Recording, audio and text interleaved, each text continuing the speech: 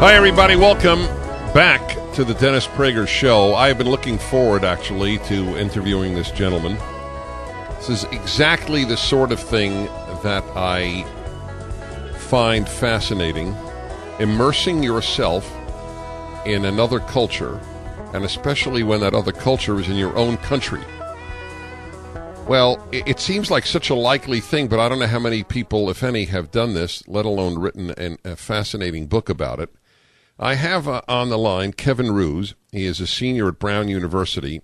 Brown University, among some of us, has a slightly notorious reputation. It's the place where people years ago, for example, would stock special capsules to take to commit suicide in case of a nuclear attack.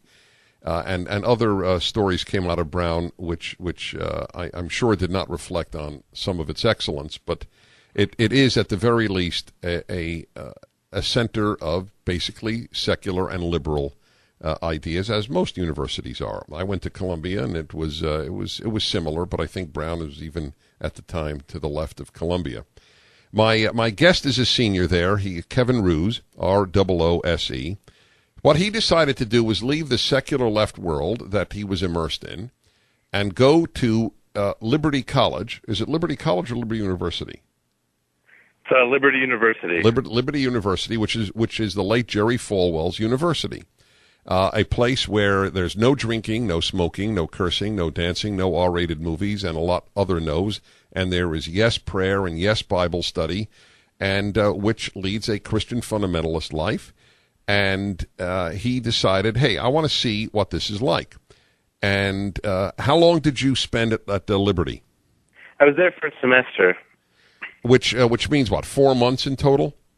Yeah, about 4.5 months.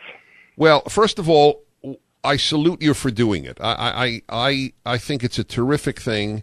I went the other direction. I was raised in an Orthodox Jewish world.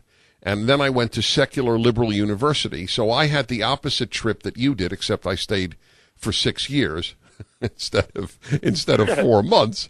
But I know what it's like to change gears, as it were, at your age, and it's a very healthy thing to do, and enables you to at least take others more seriously. Let me go to the bottom line and then go back to your experience. What did you think you would experience, and would you say that your expectations were largely accurate? Well, I think I expected the worst because I had the ultimate secular liberal upbringing. My parents worked for Ralph Nader in the 1970s, and I had been, going to Brown, which by biblical standards is sort of a notch or two above Sodom and Gomorrah. And so I wanted to go and see Jerry Falwell's college up close. What was it like, and not only what was it like, but what were the students like? And I think I sort of expected that they would be sort of brain-dead automatons who would spend all their time, building Ronald Reagan shrines and writing angry letters to the ACLU. And I think that I was pleasantly surprised when I got there. Well, that's a terrifically honest response. By the way, the book is The Unlikely Disciple, a good title, A Sinner's Semester at America's Holiest University, a good subtitle, too. The book is listed up at pragerradio.com, of course, at the blog area. And so that's what you expected, and it's not what you found. Now, the fact that let me go to this, first the expectations, then what you found. The fact that you expected that, does that make you wonder about the way in which Christians are depicted in liberal life?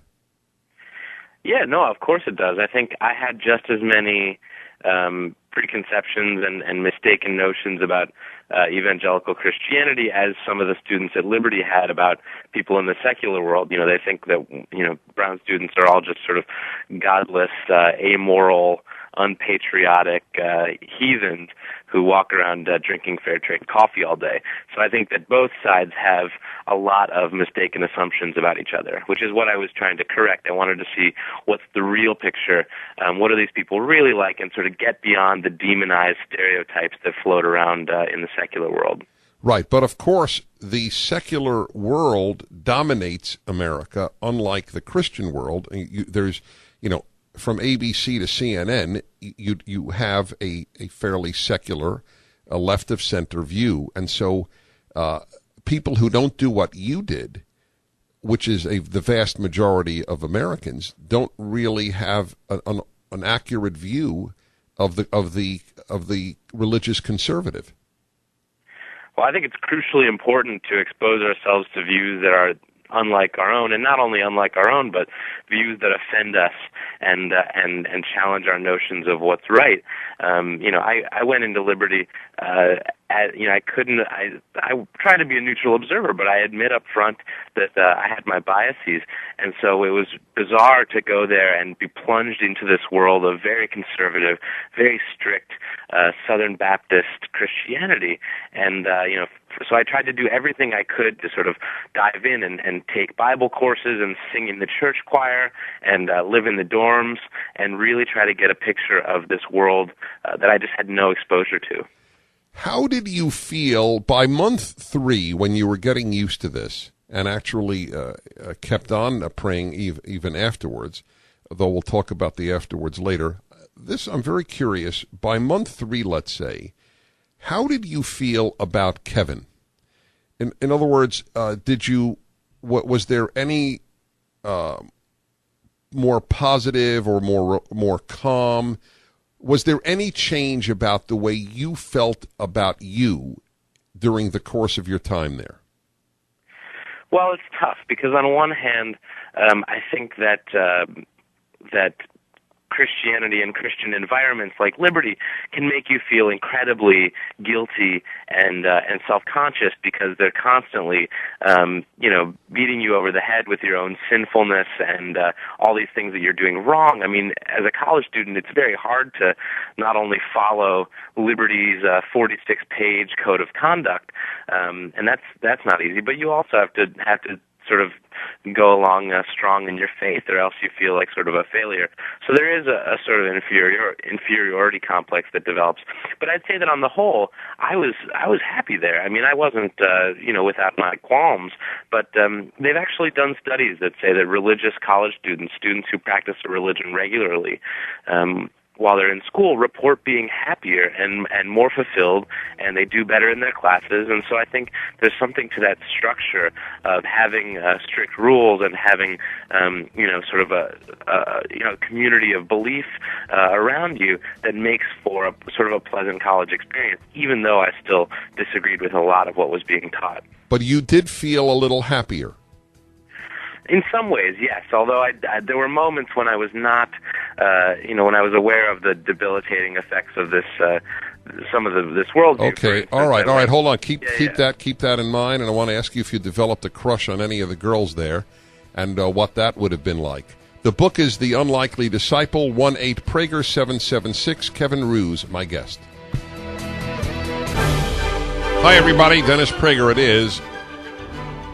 I'm fascinated by what this man did, and I salute him for it. Student at Brown University, like most of our universities, secular and left of center, and decided to spend a semester as a student with Christian fundamentalists at Liberty University. It was originally founded as Liberty Baptist University by Jerry Falwell. In fact, this young man, Kevin Roose, if I'm not mistaken, you had the last printed interview with Jerry Falwell prior to his death. Is that right? I did. I got to interview him for Liberty's student newspaper, and it was fascinating. Yes, I'm sure it was. Now, there's precious little time, and there's a lot of questions. So I ended with: Did you like any of the girls, or develop a crush on any of them? I did. I had a little quasi-girlfriend. I went on a couple dates, actually, which was tough given that Liberty prohibits any romantic contact beyond hand-holding. So my Brown friends found this endlessly hilarious. They would send me text messages while I was on the dates that would say things like, "I hope you get to third base tonight, a.k.a. rubbing her shoulder."